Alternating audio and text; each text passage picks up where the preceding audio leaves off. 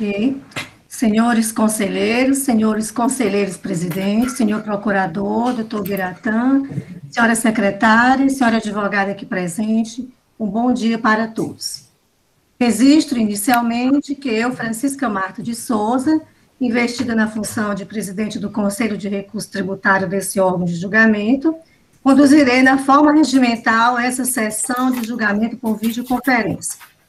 Informo que as sessões de julgamento não presencial por meio de videoconferência encontram amparo legal nas portaria 145/2017, regimento interno deste Conselho, e na portaria 140/2021.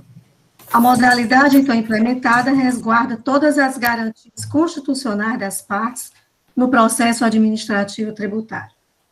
Ainda de mencionar que, nesta sessão de julgamento, julgaremos os processos que tiverem interposição do denominado recurso extraordinário, de que trata o artigo 103.2 da Lei 15.614/2014, que ancora-se em caso de divergências entre a resolução recorrida e outra da mesma Câmara ou da Câmara Superior, quando tiverem, neste caso, apreciado matéria semelhante. Para início propriamente dos trabalhos, solicito à secretária Ana Paula que averigue a existência do quórum regimental para fins de instalação do julgamento propriamente dito. Pois não. Bom dia a todos, senhora presidente, senhores vice-presidentes, senhores conselheiros presidentes, doutor Biratã, procurador do Estado, senhoras, senhores conselheiros, doutora Cláudia, para a realização da 10ª sessão ordinária virtual da Câmara Superior, realizada por videoconferência em 31 de maio de 2021, estão presentes a excelentíssima senhora Francisca Marta de Souza, presidente da Câmara Superior, primeiro vice-presidente, doutor Manuel Marcelo Augusto Marques Neto, segundo vice-presidente, doutor Francisco José de Oliveira Silva. Estão presentes os conselheiros presidentes, doutor Francisco Wellington Ávila Pereira e doutor José Augusto Teixeira. Também presente o representante da douta Procuradoria-Geral do Estado, doutor Biratã Ferreira de Andrade. Presentes os conselheiros Maria Elineide Silva e Souza, Mônica Maria Castelo, José Willame Falcão de Souza, Leilson Oliveira Cunha, Felipe Augusto Araújo Muniz, Ricardo Valente Filho, Micael Pinheiro de Oliveira, Felipe Pinho da Costa Leitão, Sandra Arraes Rocha e Francileite Cavalcante Furtado Remígio. Presente, secretariando os trabalhos da Câmara Superior, eu, Ana Paula Figueiredo Porto. Presente, a representante legal da empresa Polimix Concreto Limitada, a doutora Cláudia Ciotti Frias. Pessoal, presidente. Verificado o quórum regimental, dou por aberta, então, a presente sessão e passo à ordem do dia. Indague inicialmente a secretária se, dentre as resoluções disponibilizadas ao Conselho para apreciação, se foi recepcionada alguma sugestão ou alteração na mesma para fins de poder fazermos a homologação. Foram recepcionadas, presidente, 4 resoluções para aprovação. Não recebi nenhuma sugestão de alteração. Ok, então, não havendo nenhuma sugestão de alteração, fica nos termos que foi colhida pela secretária na respectiva resolução, devidamente homologada. Okay? Presidente, eu gostaria só de anunciar quais foram as resoluções que foram entregues. Resolução referente ao processo de número 2002/2017, da Votorantim Cimentos, conselheiro Felipe Augusto Araújo Muniz. Resolução referente ao processo 4585/17, CIA Modas, conselheiro Lúcio Flávio Alves. Processo 3571/2016, da empresa Alessate Combustíveis S.A., conselheiro José Willame Falcão de Souza. E resolução referente ao processo de número 1986/2013, da empresa Vicunha Têxtil S.A., conselheiro Felipe Pinho da Costa Leitão. É só, presidente. Bom, então, nesses termos, ficam aprovadas as respectivas resoluções. Você desculpe a voz, mas hoje aqui tá horrível, né? Continuemos, então, a nossa sessão com o julgamento do processo pautado, anunciando que teremos início aqui com o processo de número 1845/2016, auto de infração 2016-08694, recorrente Polimix Concreto Limitada, recorrido Estado do Ceará. A decisão recorrida é da segunda Câmara, corporificada na resolução 227/2018, que ali pugnou pela procedência. E as resoluções paradigma, a 48/2017, que aqui declinou pela parcial procedência, resolução da primeira Câmara. Conosco aqui, doutora Cláudia Frias, a quem já dei as boas-vindas, seja bem-vinda. Temos também aqui, representando a Procuradoria, doutor Ubiratã, aqui conosco, e a relatora conselheira desse processo, a doutora Francileide Cavalcante Furtado Remígio, a quem já passo a palavra para o seu relato. Bom dia a todos. Vou fazer aqui um pequeno relato do auto de infração. Ana Paula, com licença, só fazendo aqui um lembrete, que eu esqueci aqui de falar, e isso é muito importante sobre o aspecto processual, que nós tivemos na sessão passada o pedido de vista desse processo, pedido de vista esse que foi solicitado pela doutora Maria Elinete, ok? Certo, só o pedido de vista foi do dia 23/1/2020. Então, o auto de infração é sobre falta de escrituração no livro de registro de entradas, né, conforme o demonstrativo no auto. O fiscal apontou como dispositivo legal infringido o artigo 18 do decreto 24.569/97 e a penalidade no artigo 126 da Lei 12.670/96, alterada pela 13.418/2003.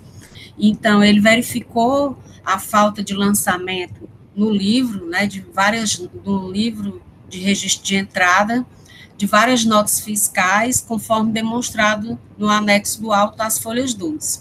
Então, o montante foi de R$ 559.895,64, uma multa de 10%, ficou em R$ 52.989,56. A empresa entrou com defesa, impugnando o auto e relatando que a nota fiscal, que é a de maior expressividade, que é de 520 mil, a nota fiscal número 36, tratava-se apenas de transferência do ativo imobilizado. E aí, o contribuinte pediu, né, que fosse realizado perícia.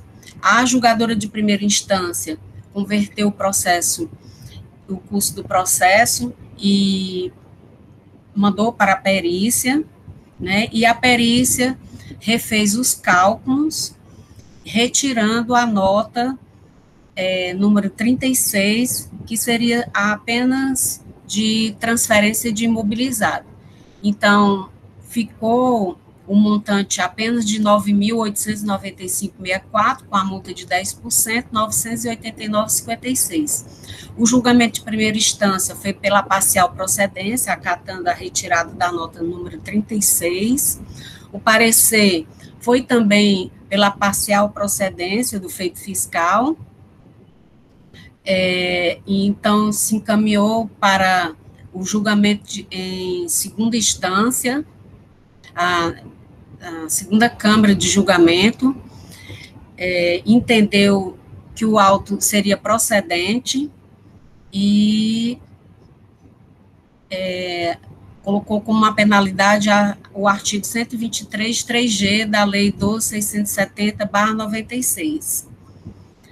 Com isso, o contribuinte entrou com recurso extraordinário, e aqui nós temos a resolução da segunda Câmara, que é a resolução 227/2018, que na sessão do dia 18/4/2018, eu vou ler aqui somente a ementa, e a resolução paradigma, que foi acostado como paradigma, né? No caso da resolução 227/2018, descumprimento de obrigação acessória, a empresa deixou de registrar operações de entrada de bens e mercadorias em sua FD, exercício de 2011 e 2012, recurso ordinário concedido e parcialmente provido.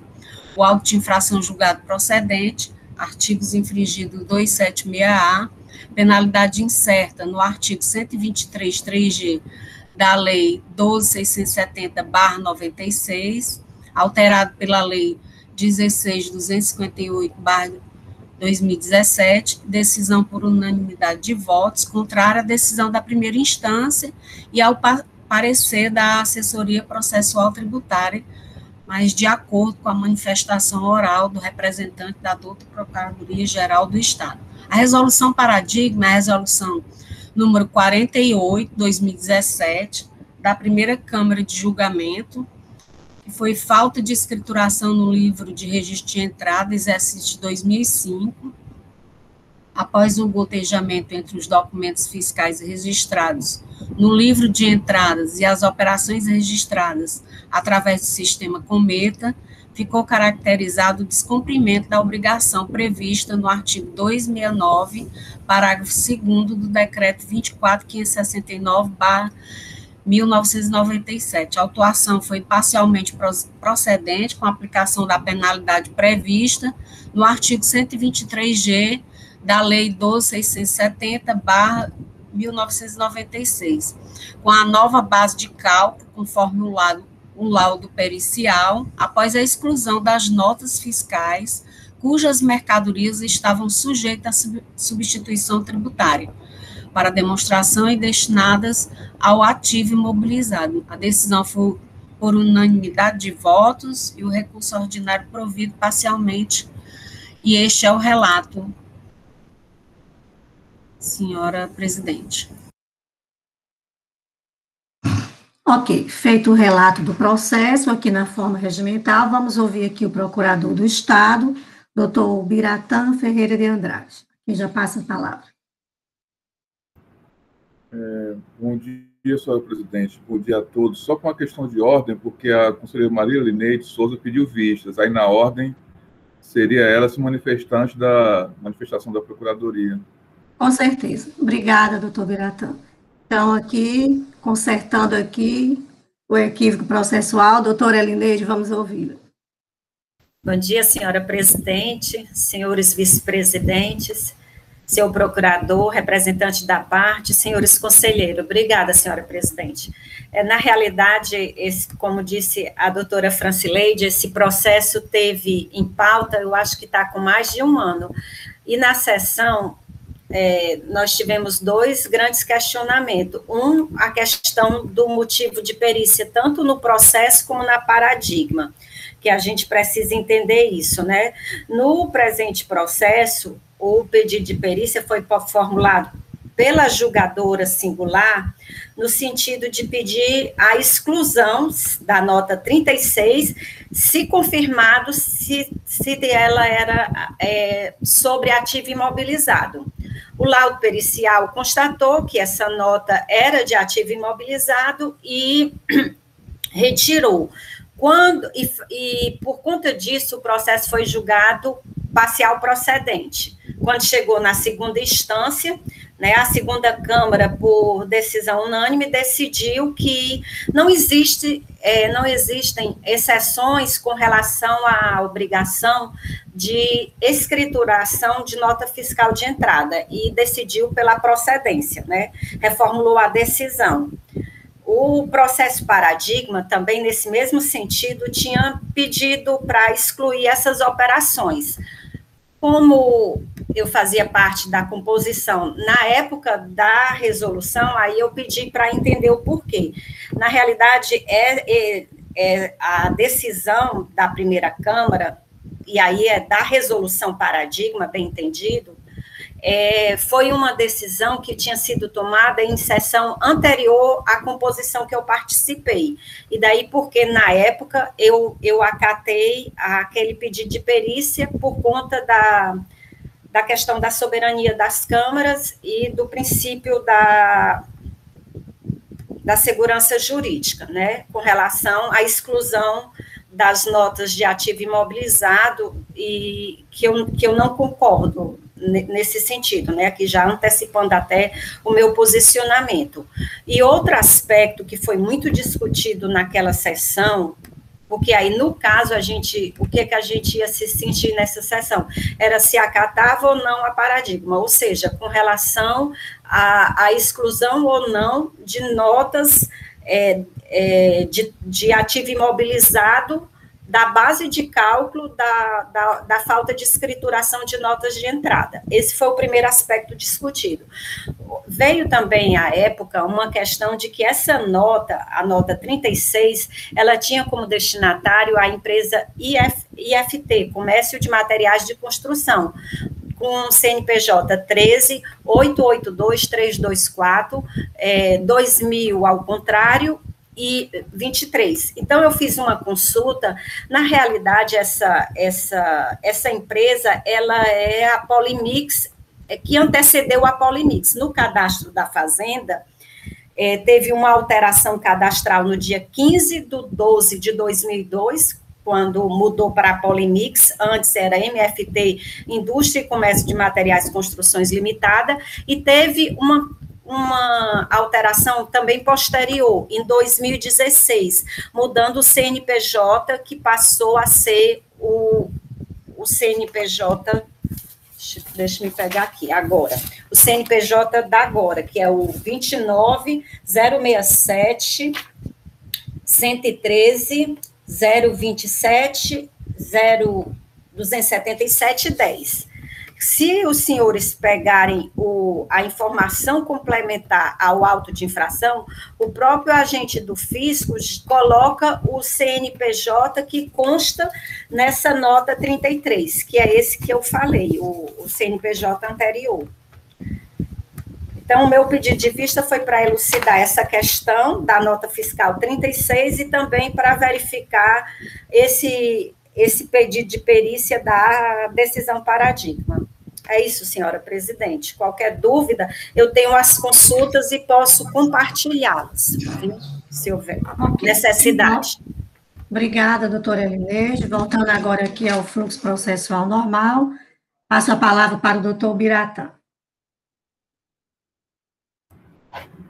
Bom dia, senhora presidente, bom dia, conselheiros, conselheiras, advogado, doutora Cláudia Frias, senhores vice-presidentes, enfim, todos que compõem essa Câmara, essa Câmara Superior. Bom, vou procurar ser também bem objetivo, senhor presidente, até porque a gente tem que se ater ao fato controvertido, né, a matéria controvertida. Porque, basicamente, o que nós temos aí em termos de divergência? É a possibilidade ou não de exclusão da obrigatoriedade de escrituração no livro registro fiscal de entrada das operações relativas ao ativo mobilizado. Então, assim, pelo que eu entendi da doutora Elineide, que pediu vistas, era justamente para até ele entender por que na época a Câmara dela, que ela participava da primeira, tinha decidido pela exclusão dos bens do ativo mobilizado. Até porque é pacífico em todas as composições, salvo engano, que a escrituração ela tem que se dar relacionada a todas as operações, inclusive não só de mercadorias, como de bens, né? Então, ela foi verificar e constatou que, na verdade, a adoção daquele entendimento na época, pela primeira Câmara, que é a decisão que é trazida aqui como divergente, né? Foi porque uma composição anterior, já bem antiga, já tinha decidido pela exclusão. Então, tinha mandado para a perícia só para poder excluir. Então, quando retornou, ficar naquela dúvida até que ponto poderia ou não confirmar, não obstante o entendimento da composição fosse outro, mas entendeu-se pela questão de segurança jurídica, pela soberania de uma decisão que já havia sido tomada na época, de manutenção da decisão. Então, e aí acho que ficou bem esclarecido aí na manifestação do voto vista da conselheira Elineide, né? E aí teve um outro aspecto que, assim, a rigor, não é nem a questão da divergência, né? Porque, assim, a divergência, na verdade, é só essa questão se pode ou não, se existe obrigatoriedade ou não da escrituração no livro de entrada do ativo mobilizado. Mas no recurso extraordinário, houve aí uma outra questão que a conselheira também entendeu por bem analisar, que era se aqueles que a empresa questionou que aqueles bens do ativo imobilizado não pertenceria à mesma, né? Daí porque a perícia teria até constatado isso, quando, na verdade, a perícia não chegou nem a constatar. Na verdade, a perícia se limitou apenas a identificar se era bem do ativo imobilizado ou não. Na verdade, não houve nem essa análise pela perícia, ao contrário do que afirma a defesa em seu recurso. E aí, a conselheira Elineide acabou aqui de nos relatar que fez essa verificação e, na verdade, essa questão do CNPJ se deu porque, na época, né, houve aí umas mudanças aí em relação... eu não sei qual foi o processo, né, se foi fusão, incorporação, mas, assim, de qualquer forma, se verifica que a menção aí realmente tem um vínculo com a empresa autuada, né? Esse CNPJ está vinculado realmente à empresa autuada. Então, não há que se fazer referência de que se trata de bens relativos a uma outra empresa. Então, isso aí acho que ficou claro pela doutora Elineide. De qualquer forma, só destacando que, na verdade, esse não é o cerne da questão, mas a doutora Elineide, por bem, verificou esse aspecto aí e fez essa constatação, né? Em relação ao centro da questão propriamente dita, eu creio que não haverá qualquer controvérsia ou dúvida, porque, a nosso ver, o artigo 269 do regulamento CMS, ele é bem claro, quando ele diz que o livro registro de entradas, modelos 1 ou A, destina-se à escrituração dos documentos fiscais relativos à entrada de mercadorias ou bens, ou seja, tudo que for relacionado às atividades da empresa, inclusive de bens, né? E as aquisições de serviços de transporte e comunicações efetuadas a qualquer título. Então, essa expressão, ao final da redação do dispositivo legal, ela é de fundamental importância aqui para justamente a gente estabelecer o norte. Ou seja, quando ela diz a qualquer título, ela não faz exclusão de qualquer tipo de operação, seja ela isenta, não tributada, de não incidência, ou mesmo bens, né? Porque, inclusive, aqui, na própria expressão do texto legal, tem mercadorias ou bens. Então, assim, me parece que a única exceção agora seria relativa a notas fiscais eletrônicas canceladas, que não é o caso aqui em questão, né? Me parece que há uma redação mais atual nesse sentido. Mas, enfim, então, assim, me parece que essa decisão aí, que foi trazida como paradigma, ela, na verdade, foi uma decisão que se espelhou numa decisão antiga, embora a primeira Câmara tenha respaldado por conta da segurança jurídica, mas a época que foi tomado há muito tempo atrás, né, ela chegou a esse entendimento equivocado, divergindo flagrantemente do texto legal, mas, assim, é uma decisão antiga, há muito superada, né, que não encontra respaldo no âmbito das câmaras. Então, assim, eu não vejo assim, maiores controvérsias, maiores dificuldades em afastar o pedido de acatamento dessa decisão divergente, razão pela qual nós opinamos pela confirmação da decisão ora recorrida. São essas considerações, senhora presidente, senhores conselheiros, obrigado. Ok, ouvimos aqui o doutor Biratã. Vamos agora ouvir representante da parte, doutora Cláudia Frias, a quem já lhe passo a palavra. Senhora presidente, bom dia, senhores conselheiros, doutor Biratã. Acho que foi bem relatado, só gostaria de esclarecer um ponto aqui que a gente conversou na última sessão, que, na verdade, o problema não seria a IFT. A IFT é a Polimix, foi incorporada pela Polimix, de fato. No entanto, o problema dessa nota fiscal 36 é que ela foi emitida por uma empresa desconhecida. E essa operação, que a empresa nunca entendeu o que aconteceu. Então, a AM Dantas, que é a empresa emissora da nota, ela emitiu no CFOP de operação intercompany para uso fora, e ela emitiu em nome da IFT, que hoje em dia é a Polimix, mas a empresa não tem conhecimento dessa operação. Por isso que eu levantei, à época da sessão, que da decisão de primeiro grau, que excluiu a nota, a empresa aderiu ao refis, então pagou o remanescente, e depois, em sede de reexame, a segunda Câmara entendeu que, na verdade, tinha que voltar ao auto. Mas o que a perícia fiscal realmente viu em primeiro grau seria que, de fato, essa empresa é desconhecida. Então, nos autos tem o Google Street View mostrando que não faz muito sentido o endereço da empresa. Então, a gente juntou o rol de fornecedores da Polimix à época, não tem essa empresa. Então, esse seria o problema dessa operação. Eu entendo que o cerne do recurso especial agora seria discutir se essas operações deveriam ser escrituradas ou não. Mas o que eu gostaria de chamar a atenção é que o fato da recorrente não ter podido recorrer para o segundo grau, pois a decisão era favorável e ela aderiu ao refis, agora esse seria o momento de minimamente se anular a decisão de primeiro grau para se avaliar novamente se essa nota fiscal deveria ter sido escriturada ou se, na verdade, é uma operação completamente desconhecida da empresa. Por isso que esse não seria o momento, né? Seria no segundo grau, mas isso que eu quis chamar a atenção e repito agora, pois a empresa desconhece essa operação.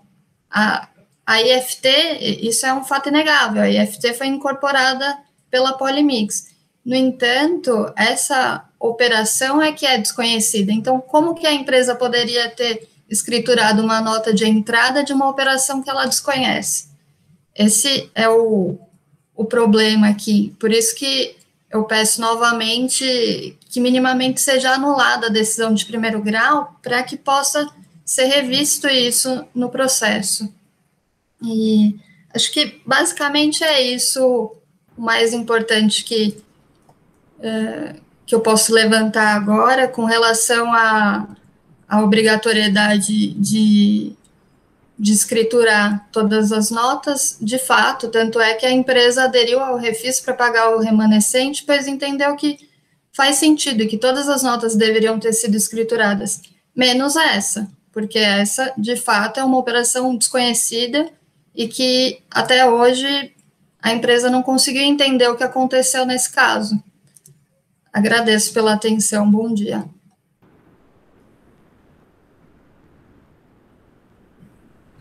Doutor Biratã, posso passar os debates ou o senhor deseja manifestar? Eu gostaria de um breve esclarecimento, senhora presidente, antes do debate, assim, até para esclarecer a empresa recorrente, né? Porque, assim, a questão na época da adesão refis, como todos sabem, quando você adere ao refis com base numa decisão precária, ela fica sujeita à sua confirmação pela segunda instância.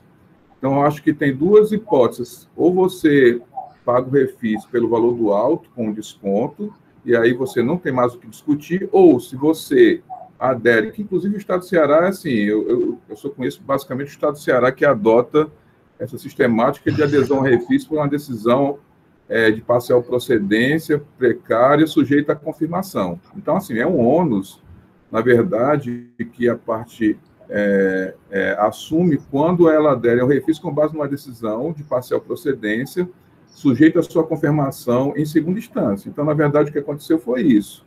Então, assim, não há nenhuma nulidade aí no procedimento, que já é o procedimento legal previsto em lei. Então, é só esse esclarecimento, assim, até para que não se pense que como é que pode, houve uma adesão ao refis, depois essa decisão foi revisada. Não, é a própria nossa legislação que tem esse modo peculiar de análise, e é o ônus que o contribuinte incorre quando ele adere a esse tipo de formato, tá?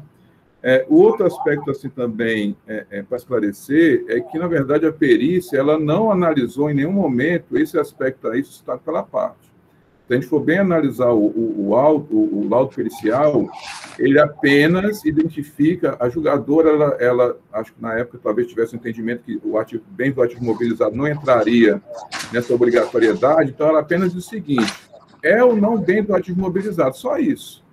E a perícia apenas constatou, não, de fato é do ativo mobilizado.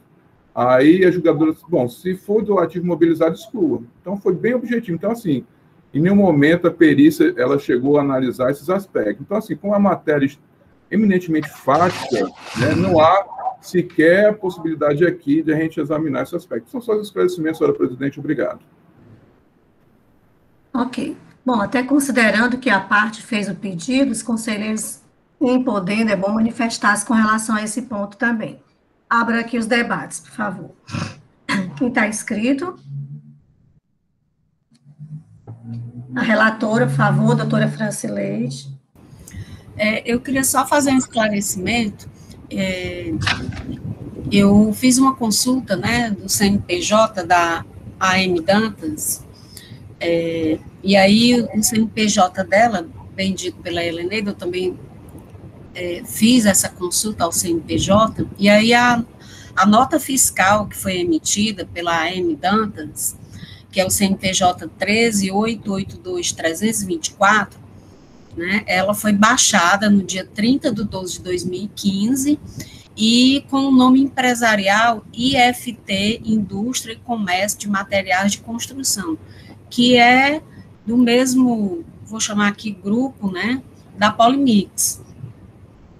Lá fiquei revisando todo o processo, né, e lá na página 36 da defesa, né, consta lá o contrato social, e aí eu constatei que esse CNPJ 13.8 de inicial, né, 13.882.324, é do mesmo grupo. Era só para esclarecimento, porque eu também, como a conselheira Heleneide, eu fiquei na dúvida se eram as mesmas empresas, né?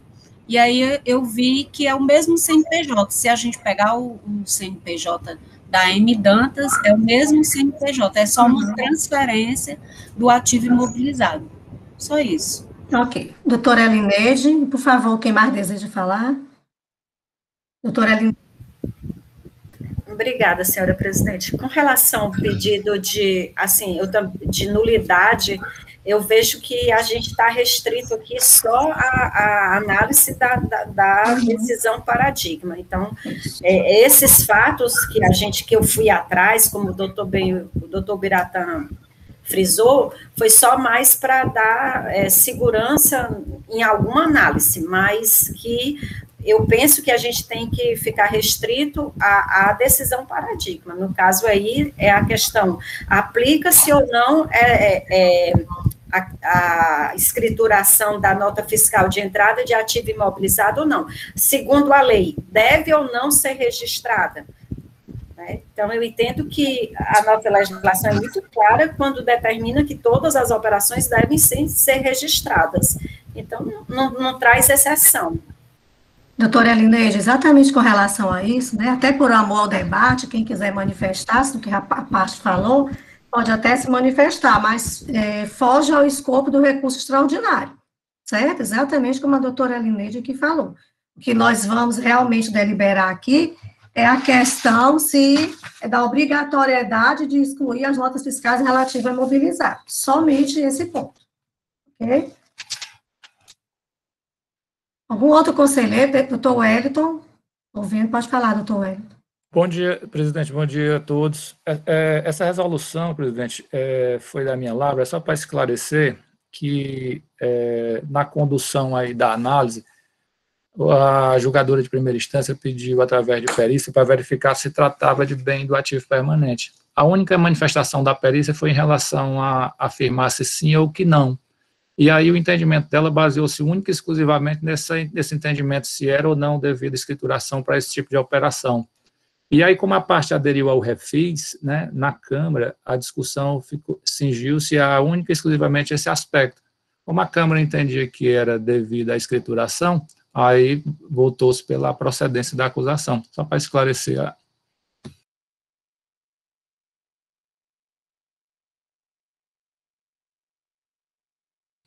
Algum outro conselheiro? Pode ser que alguém tenha levantado a mão aí e não esteja vendo direitinho aqui na tela.